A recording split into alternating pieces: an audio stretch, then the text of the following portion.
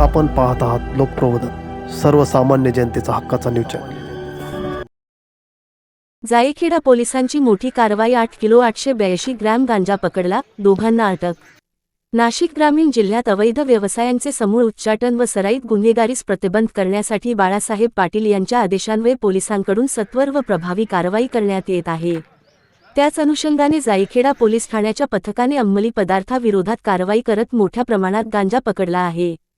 23 February 2026 रोजी सहाय्यक police निरीक्षक सागर काळे यांना मिळालेल्या गुप्त माहितीनुसार पिंपळनेर ते ताहाराबाद मार्गावर मोटारसायकलद्वारे गांजाची चोरट्या पद्धतीने वाहतूक होणार असल्याची खात्रीशीर माहिती मिळाली होती।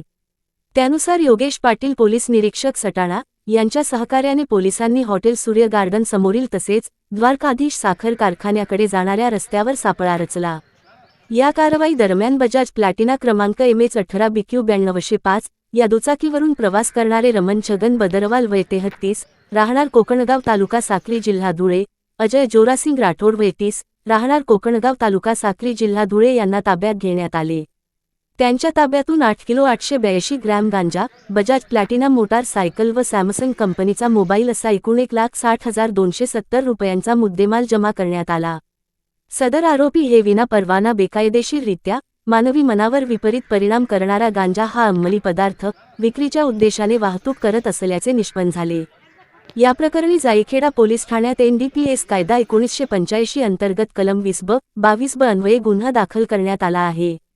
ही कारवाई तेगबीर सिंह समधू अपर पोलीस अधीक्षक मालेगाव व यशवंत बाविस्कर उपविभागीय पोलीस अधिकारी मालेगाव ग्रामीण यांच्या मार्गदर्शनाखाली पार पडली।